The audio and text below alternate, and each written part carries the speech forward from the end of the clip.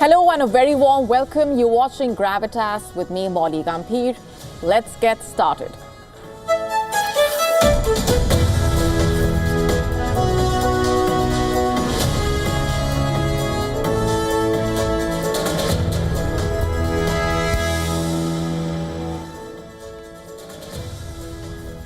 Our top story tonight is about Syria, where Jihadi forces are on the march while Israel continues to pound Syria with a series of airstrikes.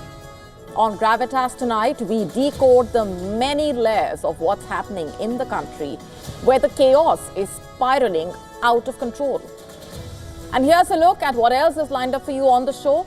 We tell you all about the mystery surrounding drones spotted in the United States and what is known so far. What are the authorities saying? Can a sponge help tackle the world's pollution crisis? Can we really win the war against the plastic monster created by us? All this and much more coming up.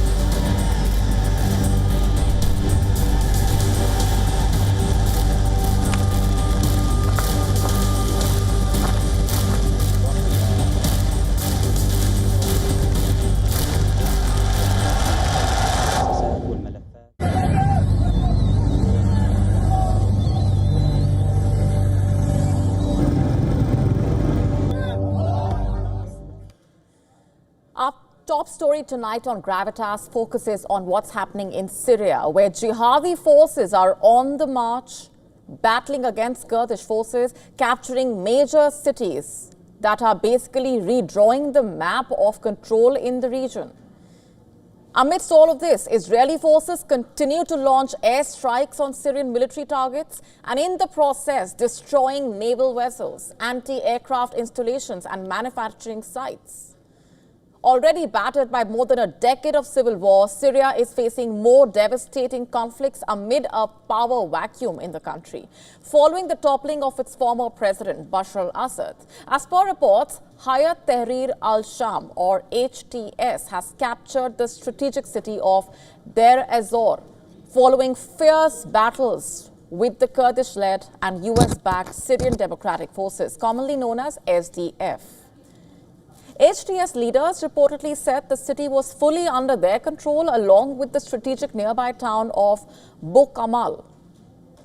Incidentally, SDF had only moved into Deir ez-Zor last Friday, replacing the Syrian government forces. Their hold lasted mere days before HTS launched its offensive.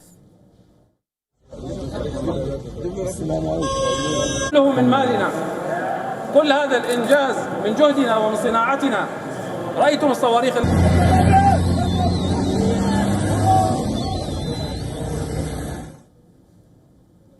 In fact, HTS leaders have reportedly said that they will advance towards Raqqa, Hasaka and other areas in eastern Syria. Raqqa, once the Islamic State stronghold, fell to the Kurds in the year 2017.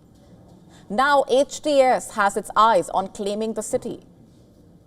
Meanwhile, the Syrian National Army, commonly known as SNA, is also launching offensive against the Kurds. SNA is basically a coalition of armed groups that came together to oppose Assad. Kurds are an ethnic group spread across the region in Syria, Iraq, Iran, Turkey. They run an autonomous administration in northeastern Syria called Autonomous Administration of North and East Syria. The US sees the Kurds as key allies in the fight against ISIS. As per reports, the Syrian National Army launched coordinated attacks on Kurdish forces across northeastern Syria and in the process captured Manbij in eastern Syria and are advancing towards the Kurdish city of Kobani in northern Syria. The war monitor said the fighting between Syrian National Army and the Kurdish-led forces in northern Syria has left 218 people dead in just 3 days.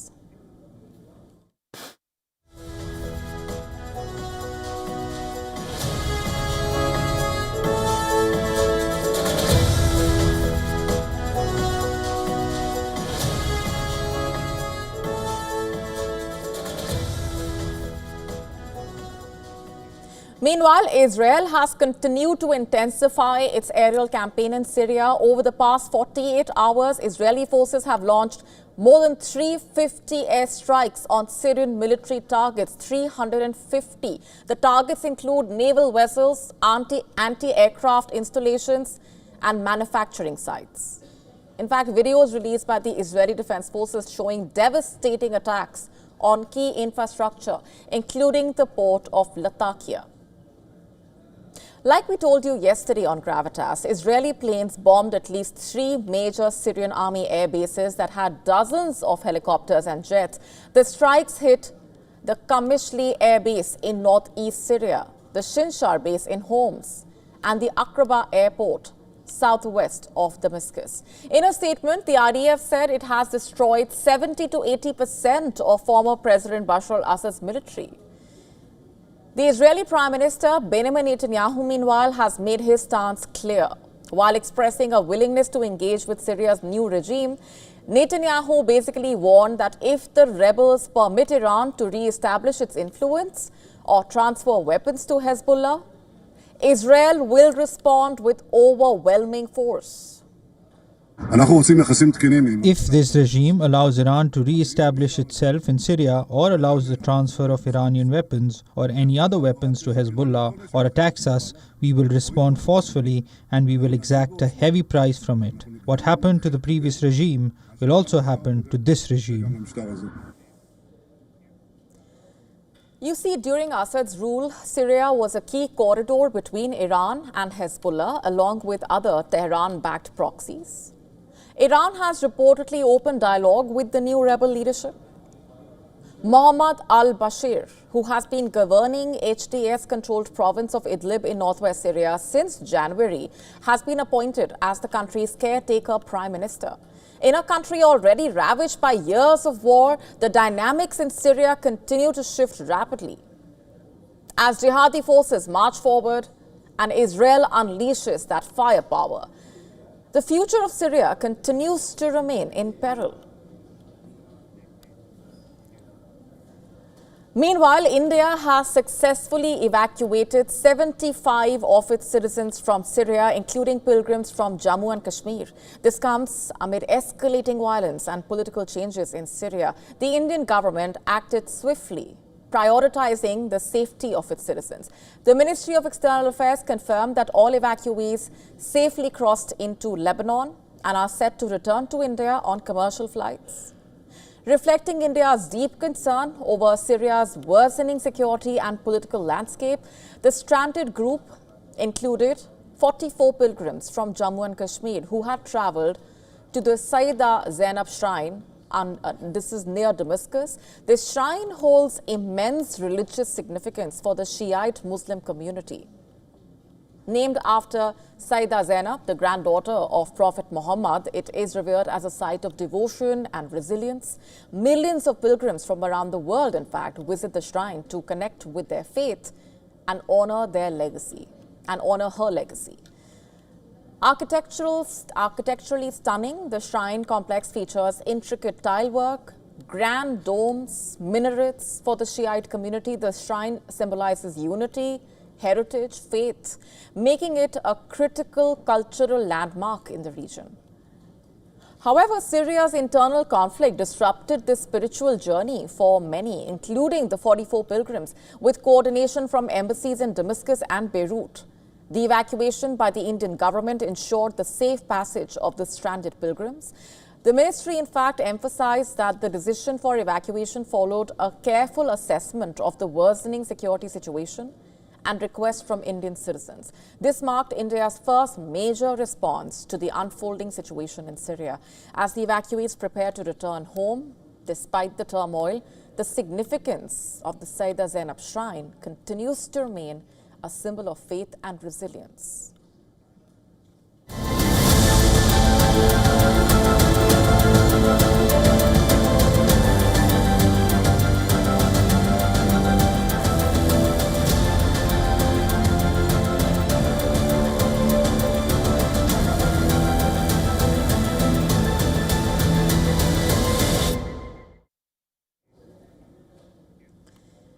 Our next story is about a deepening mystery at the center of skyrocketing concern. What are we talking about? Dozens of mysterious drones that have been spotted at night across New Jersey in recent weeks. In fact, these sightings of unidentified aerial vehicles hovering over various parts of the state, including near the military research facility, have captured the attention of the local officials, residents, and even celebrities. But what's really going on here? The FBI Assistant Director of the Critical Incident Response Group, Robert Wheeler, has called the sightings concerning and told the lawmakers that the agency is actively investigating the situation and trying to undermine who is responsible. Sir, the FBI and our Newark field office, along with the state and local partners there, the Bureau is actively investigating the situation you mentioned, just the unexplained sighting of drone activity over that part of New Jersey, including proximity to sensitive sites and areas of concern. So we do not attribute that to an individual or a group yet. We're investigating.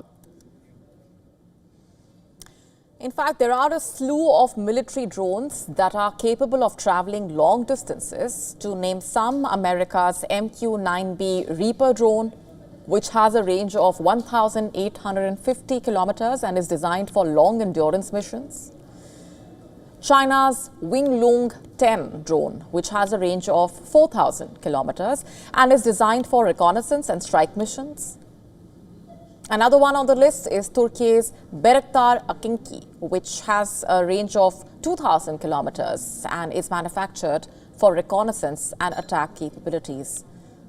The last on the list being Iran's Shahed drones with a range of 2,500 kilometers. Issuing a statement, New Jersey State Senator John Bramnick has said that the state of New Jersey should issue a limited state of emergency, banning all drones until the public receives an explanation regarding these multiple sightings.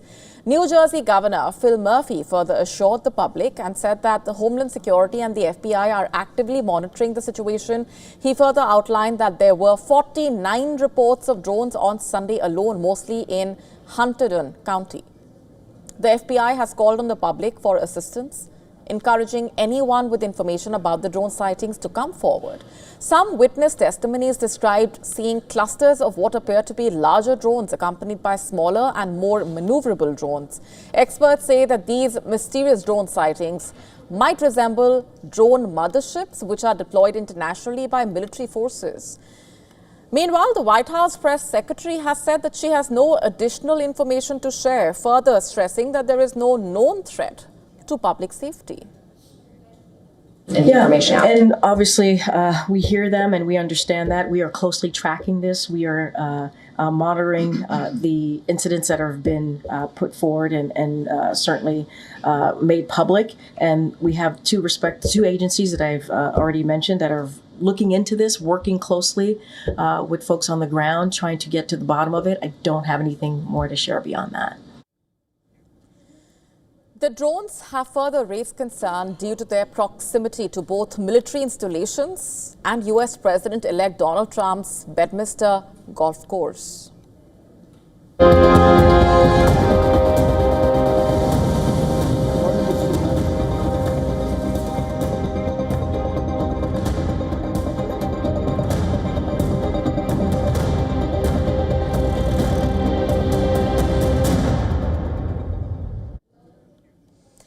On to Pakistan now. In an unprecedented move, Pakistan's former Inter-Services Intelligence Chief, Lieutenant General retired Faiz Hamid, has been formally indicted by the army on a number of charges. According to the military's media affairs wing, the former spy master, Hamid, has been indicted on the charges of engaging in political activities, violating the Official Secrets Act, misusing authority and government resources. Since August, General Hamid was in custody. And on August 12, the military announced the initiation of Field General Court-Martial proceedings on the charges of violating the Army Act and misconduct filed by the owner of a private housing society. The case against Hamid was made following a Supreme Court ruling in November 2023. This was followed by petitioner Moiz Ahmad Khan, owner of Islamabad's top city housing society, to pursue grievances through appropriate channels, including the Ministry of Defense. Khan had alleged that on May 12, 2017 raid on Hamid's property resulted in the seizure of valuables, including gold, diamond, cash, under the pretext of a counter-terrorism operation. The field court-martial, which began on August 12 this year, is also probing Faiz Hamid's alleged role in instigating unrest, including events linked to the incidents of May 9, 2023. The military has accused Faiz Hamid of collaborating with political interests to foment instability across the country. Meanwhile, the Pakistan Tehreek-e-Insaf has strongly condemned the government's attempts to drag the military into politics, calling it shameful and condemnable. Pakistan Tehreek-e-Insaf rejected attempts to target former military official General Faiz Hamid under the guise of Imran Khan's name, responding to remarks by political figures like Atollah Tarar and Faisal Wabda, who attempted to link the PTI's December 14 civil disobedience movement to the trial of Faiz Hamid. The PTI claimed that Pakistani government's actions were damaging to the reputation of Pakistan's armed forces. It called for an immediate response from the Director General of Inter-Services Public Relations to clarify the matter and present the facts to the public. The party demanded that if Faiz Hamid's involvement in military affairs was internal, the military leadership should take action against officials who are damaging the institution's credibility.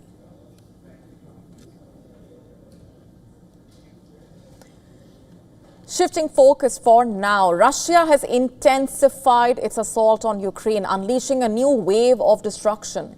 Zaporizhia is the latest target of the Russian attack, leaving 7 dead. Ukraine has fought back with drone attacks on Russian territory and is in fact pushing to develop its own long-range missile capabilities. Our next report getting you more.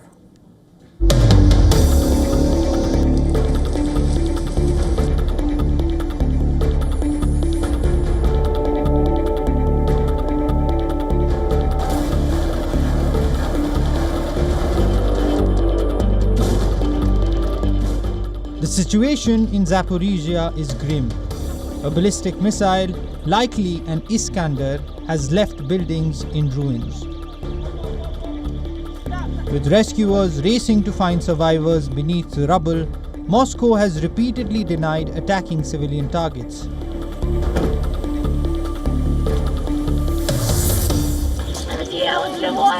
My friend is here somewhere and I'm very worried about her. I don't know who to contact or where to look for information about her, and it's a bit of worry for me. Kyiv pleads for urgent international aid to withstand Russia's escalating onslaught. We don't have enough systems now to protect our country from Russian missiles, but our partners do have these systems. We repeat again and again that air defense systems should save lives, not collect dust in storage bases.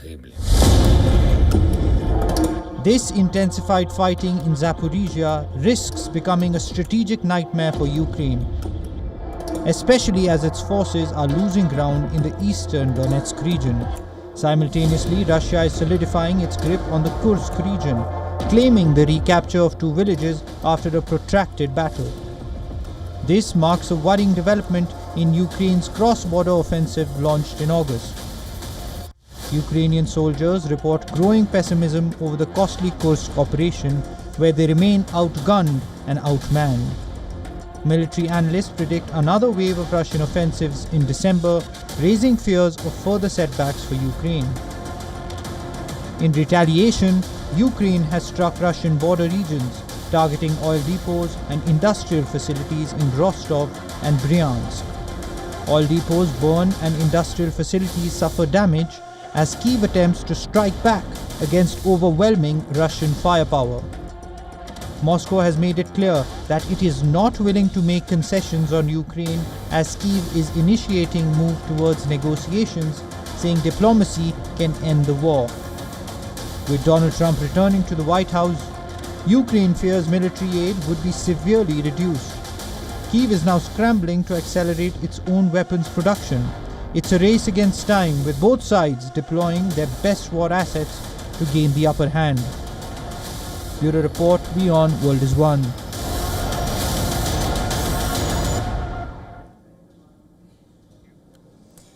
Taliban's Minister for Refugees, Khalil Haqqani, has been assassinated following a suicide attack in Kabul. According to sources, the attacker went into the ministry disguised as a refugee looking for his papers. When Khalil returned from the mosque and passing through the corridor, the bomb was detonated, which triggered the blast. Terror group the Islamic State has been blamed for the attack. WION has now accessed the picture of the suicide bomber. This is the moment when he enters the Ministry of Refugee building. He can be seen with a bandaged hand. Khalil Haqqani is the brother of Jalaluddin Haqqani, the founder of the Haqqani network. He is also the uncle of Sirajuddin Haqqani, the Taliban Minister of Interior. Violence has waned in Afghanistan somewhat since the Taliban forces took over in 2021, ending their war against the United States and the NATO-led forces. However, the regional chapter of the Islamic State, known as Islamic State Khorasan, is active in Afghanistan and has regularly targeted civilians, foreigners, and Taliban officials with gun and bomb attacks. Some sources claiming the attack is suspected to be the handiwork of the IS Khorasan. Afghanistan has, in the recent past, come under terror attacks. In September this year, at least 6 people were killed. Over a dozen were injured in an explosion that took place in southern Kabul. The Kabul police said a person wearing explosives on his body detonated. In April 2024, 1 person was killed, 3 others wounded by an explosion in Kabul. ISIS claimed responsibility on its Telegram channel, saying a minibus carrying Hazaras was blown up as it passed through a Taliban checkpoint. Multiple people were killed in March when an ISIS suicide bomber targeted a bank as people were gathering to collect their salaries. Authorities put the blast toll at 3, but hospital sources told AFP 20 people lost their lives. In January this year, a bomb blast ripped through a minibus in Afghanistan's capital, Kabul, killing at least 2 civilians and wounding 14 others. The attack occurred in the city's western Dasht-e-Barchi Shiite Muslim neighborhood. In fact, Dasht-e-Barchi has experienced persistent deadly militant bombings targeting Shiite mosques, schools and hospitals. IS Khorasan has claimed credit for almost all attacks.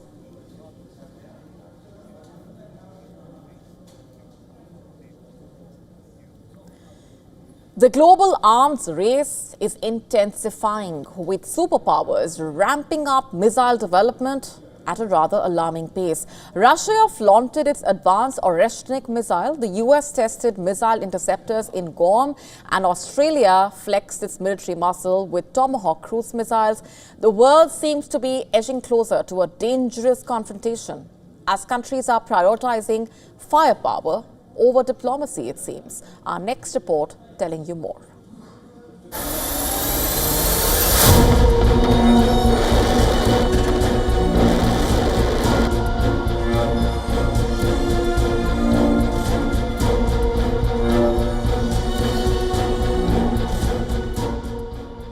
Russian President Vladimir Putin issues a stark warning to the West, boasting that the Oreshnik missile reduces the need for nuclear weapons.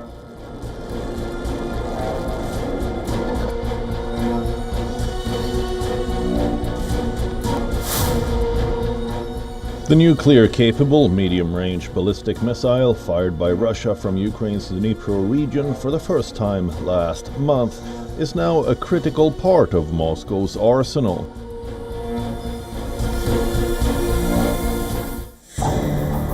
Putin's message is clear. With Oreshnik's precision and speed, Russia is less reliant on nuclear deterrence, though the implications are equally chilling. The missile's hypersonic capabilities enable it to strike European capitals in 12 minutes, posing a direct challenge to NATO's defenses. The West is escalating its own preparations. The US successfully intercepts a medium-range ballistic missile during tests near Guam, marking a pivotal milestone in American missile defense. The test highlights efforts to fortify Guam, a strategic Western Pacific territory closer to potential adversary China than any US state.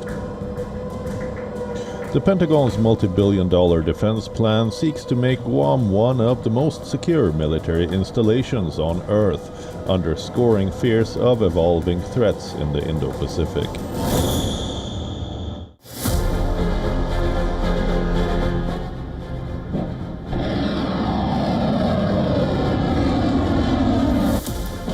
Australia enters the global missile race, becoming only the third nation after the US and UK to test-fire the Tomahawk cruise missile. The test from HMAS Brisbane signals Canberra's strategic intent, with plans to acquire over 200 Tomahawk missiles to arm its warships. Moscow is irked over allowing Ukraine to fire Western-supplied long-range weapons on its territory. Besides, US has announced that it would be deploying new hypersonic missiles along with Tomahawks in Germany from 2026. Belarus now says that Russia would be deploying hypersonic missiles on its own territory, citing fears of escalation due to the presence of Polish and Lithuanian troops near Belarus's western border. As missile development surges globally, the risk of miscalculation and catastrophic conflict looms large. Without immediate dialogue and action, this unchecked competition could trigger devastating consequences for global stability. Bureau Report, WION World is One.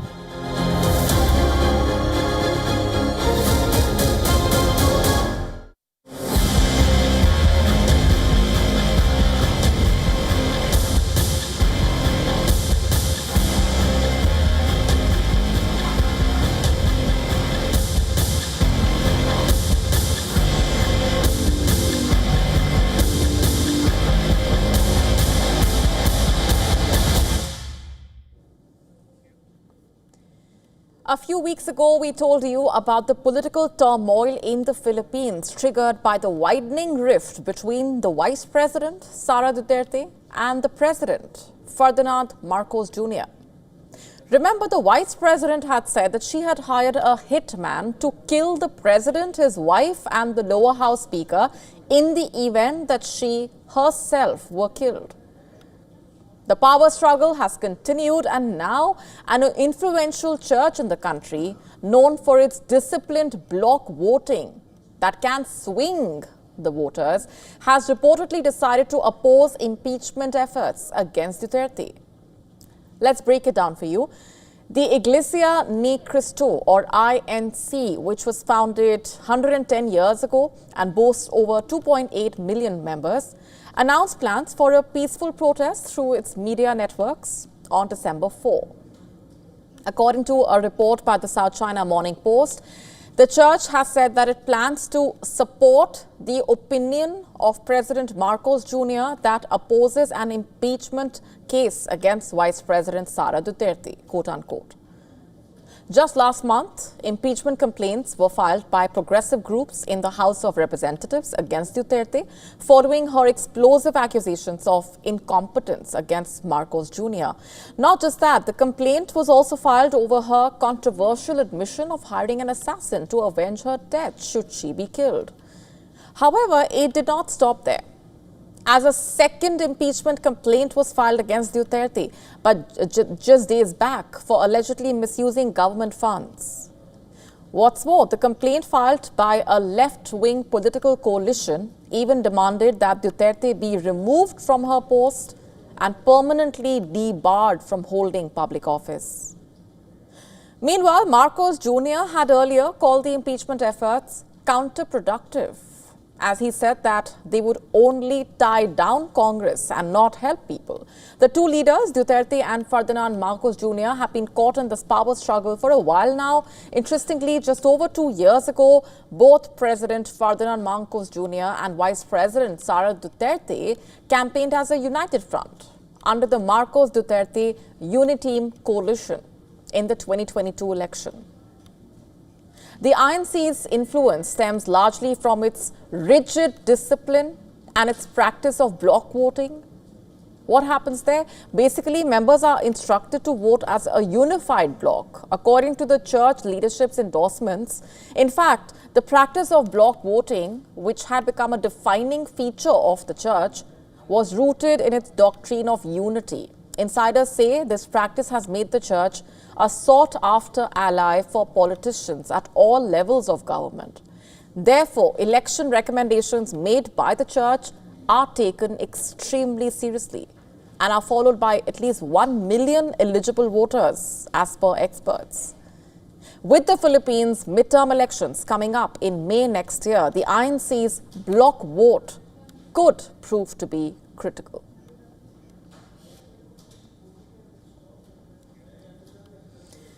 Shifting focus now to India, in order to crush the terror ecosystem in Jammu and Kashmir, security forces are carrying out a massive crackdown and have intensified anti-terror and narco-terror operations in the valley. In the last 40 days, Jammu and Kashmir police has attached property worth over 7 crores and destroyed poppy cultivation in over 800 canals of land. The anti-terror and anti-narco-terror operations in the valley have helped in curbing active terrorism in the region. These operations have helped security forces to break the backbone of the terror network active in Jammu and Kashmir.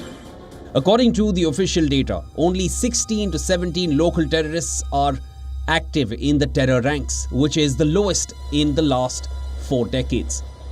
Security forces in Kashmir region have tightened their grip over the terror networks in the last 1.5 months as properties worth over 7 crores have been attached. The properties attached belong to active terrorists as well as their sympathizers and drug peddlers. However, these operations are on since the last 2 years, and according to Jammu and Kashmir police, property worth over 40 crores has been attached in the last 2 years, with around 2,000 FIRs registered in the region. For last 2 years, very intensified focus has remained, and more than 40 crores of value of the property stands attached in narcotic related cases. Similarly, Jammu Kashmir police along with the other competent authorities do take care of illegal cultivations in some areas or wilder areas, and more than 8,000 canal of land has been focused upon where illegal cultivation was there, and they got destroyed. Both narco-terror and terrorism are pushed by handlers across the border in Pakistan. Narco-terror is used for generating funds for the terror organizations active in the valley.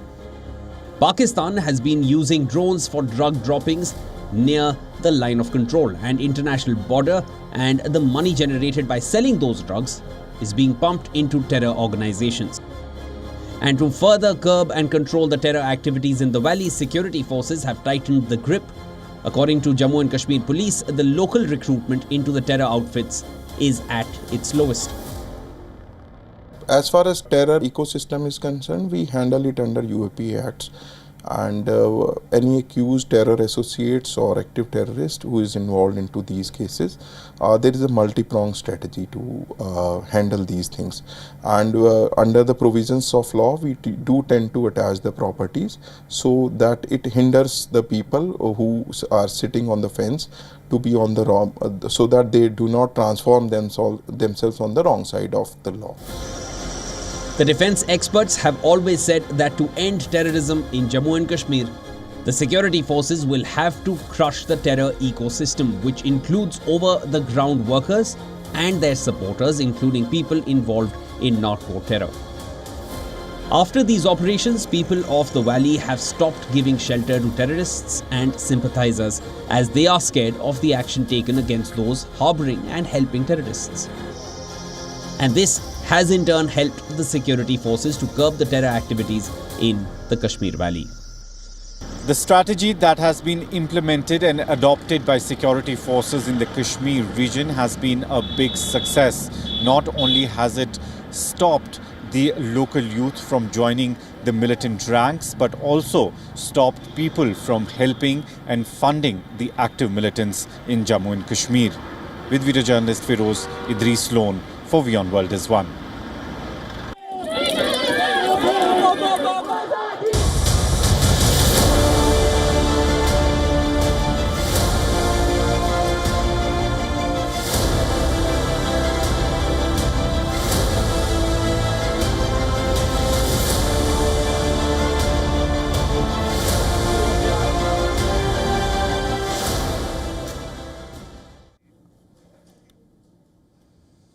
Our next story is about Iran's new morality laws that come into effect this week. The laws promote what's called culture of chastity and hijab, and violators face fierce punishment under the country's Islamic Penal Code.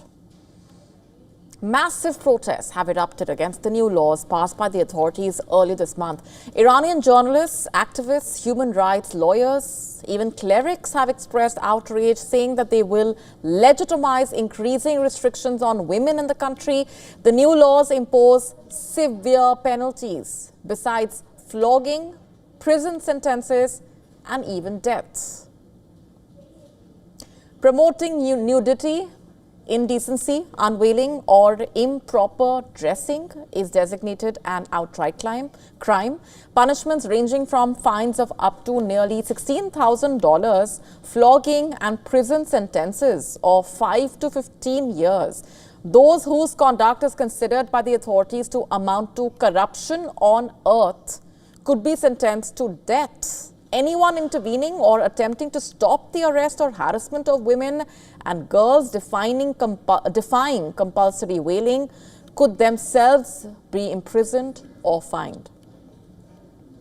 Human rights group Amnesty International saying the law also appeared to provide immunity to anyone who wanted to carry out their so-called religious duty and enforce compulsory veiling on women.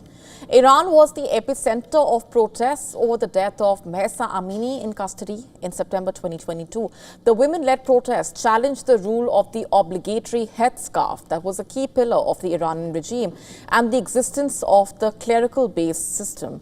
2 years on, it's clear that the Iranian authorities look to entrench the system by giving it the face of official morality laws. Protests in Iran and elsewhere against these laws suggesting there may be something bigger coming.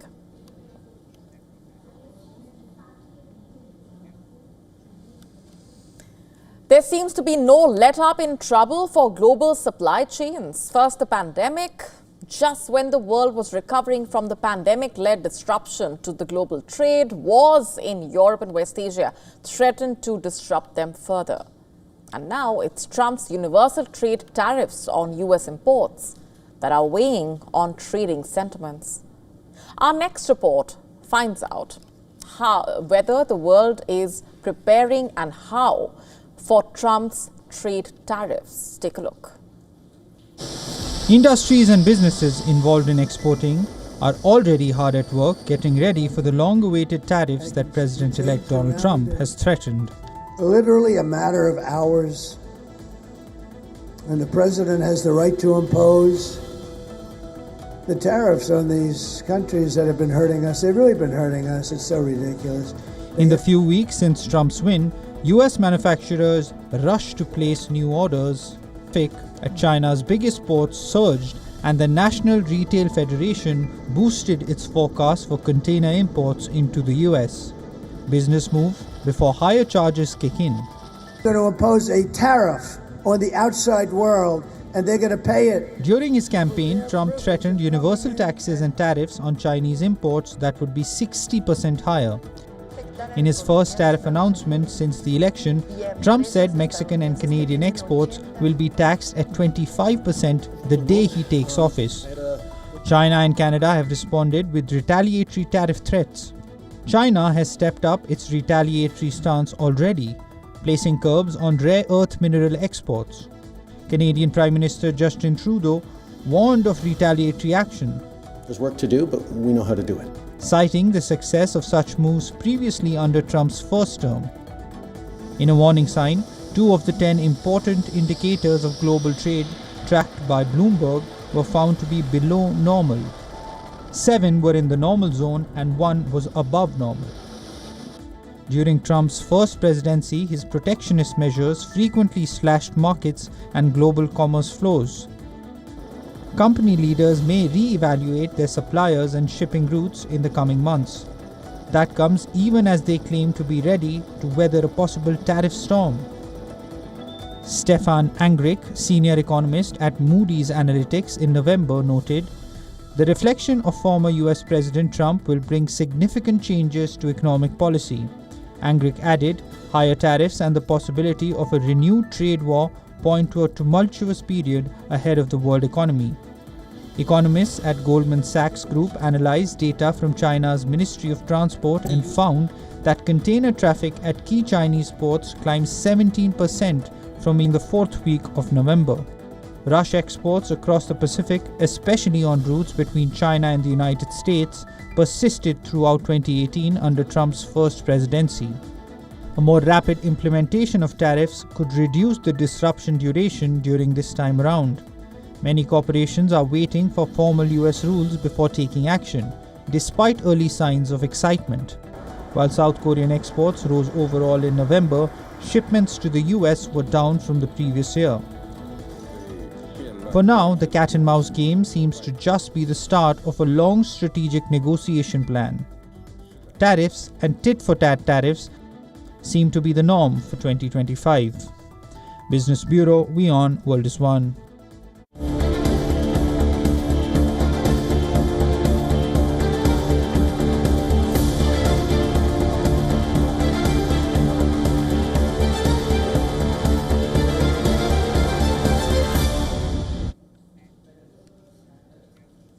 Our next story is about the alarming surge in cyber attacks, the latest being the hack of the Delhi Police's X account. In a shocking breach of security, the official X handle of Delhi Police was hacked by a group identifying themselves as Magic Edim. The group took control of the account, posting unauthorized content that led to widespread confusion among the followers. The account was later restored. In an official statement, the Delhi Police said the investigation is underway and that strict action will be taken against the culprits. This incident is one of the many cyber attacks witnessed in the country, suggesting how no one is safe from such attacks, including government administration, according to a report by Indicted, a cybersecurity company. India witnessed a staggering 3,000% increase in API-targeted cyber attacks during the July to September quarter. An API is a set of rules basically that allows different software programs to communicate and work together, highlighting a growing threat to organizations that depend on API gateways for their operations. The report reveals that there were over 1.2 billion total attacks during this period, with 271 million targeting APIs alone. This surge in cyber attacks and incidents like the Delhi Police breach, the hacking of the X account, underlining the urgent need for stricter cybersecurity measures. Experts emphasize that organizations, especially in critical sectors, must invest in more robust defenses to mitigate these growing threats. Stronger policies, better security protocols, and a heightened focus on cybersecurity awareness are essential to combat this rising wave of digital crimes.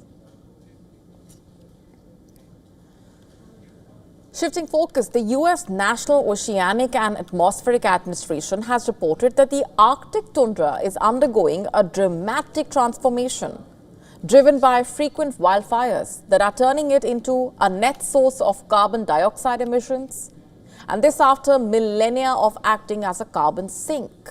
This drastic shift is detailed in the administration's 2024 Arctic Report Card, which reveals that annual surface air temperatures in the Arctic this year were the second warmest on record since 1900. NOAA Administrator Rick Spinrad has said that their observations now show that the Arctic tundra, which is experiencing warming and increased wildfire, is now emitting more carbon than it stores, which will worsen climate change impact.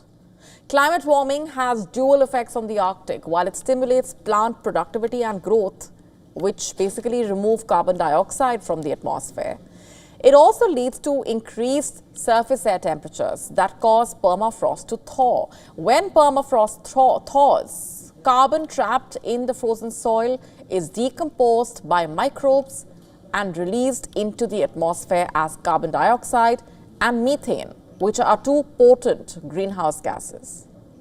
Human-caused climate change is also intensifying high-latitude wildfires, which have increased in burned area intensity-associated carbon emissions. Wildfires not only combust vegetation and soil organic matter, releasing carbon into the atmosphere, but they also strip away insulating soil layers, which then accelerates the long-term permafrost thaw and its associated carbon emissions.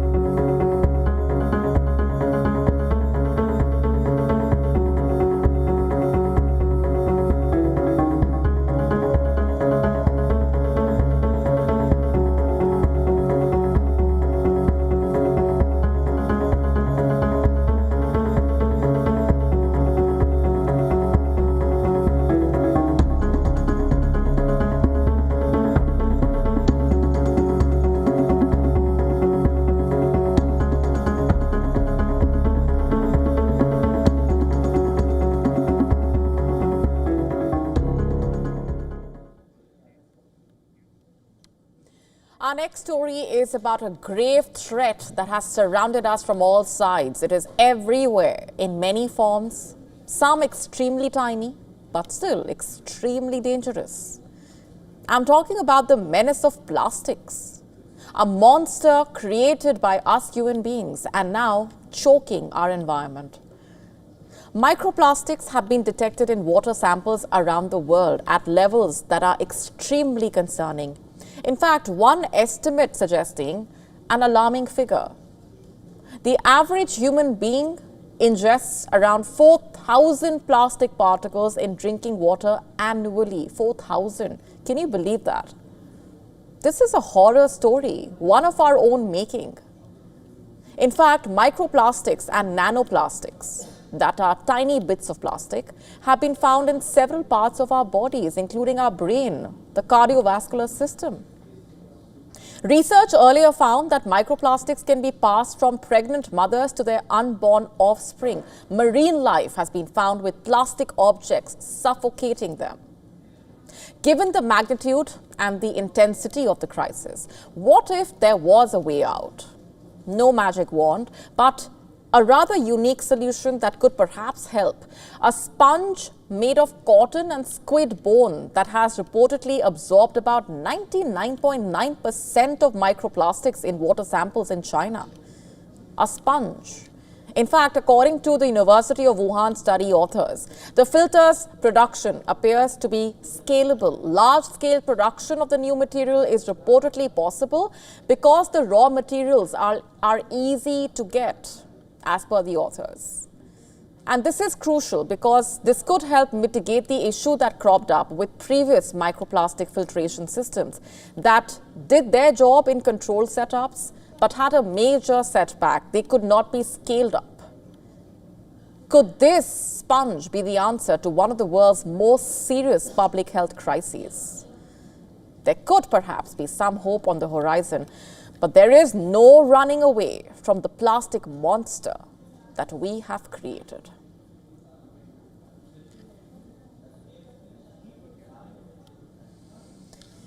Remember what you searched for in 2024? Well, Google definitely does. It's that time of the year when Google releases the most searched terms on the internet across the year. We now have this year's list. It's a roundup of 2024's top global queries, ranging from unforgettable pop culture moments to the loss of beloved figures and tragic news carrying worldwide repercussions. As per Google's global data, sports, particularly soccer and cricket, dominated Google's overall trending searches in 2024. Copa America topped the list globally, followed by the UEFA European Championship and ICC Men's T20 World Cup.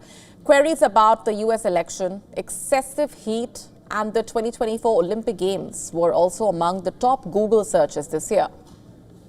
In Google's people category, US President-elect Donald Trump topped the list, followed by Catherine, Princess of Wales, US Vice President Kamala Harris, and Algerian boxer Imam Khelif, who also led athlete-specific searches.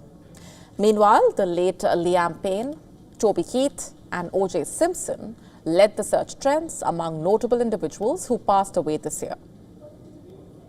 In the world of entertainment, Inside Out 2 and Deadpool and Wolverine were the top trending movies of the year. Meanwhile, in India, IPL, T20 World Cup and Bharatiya Janata Party ruled the Google searches this year. What did you search for the most this year? Let us know.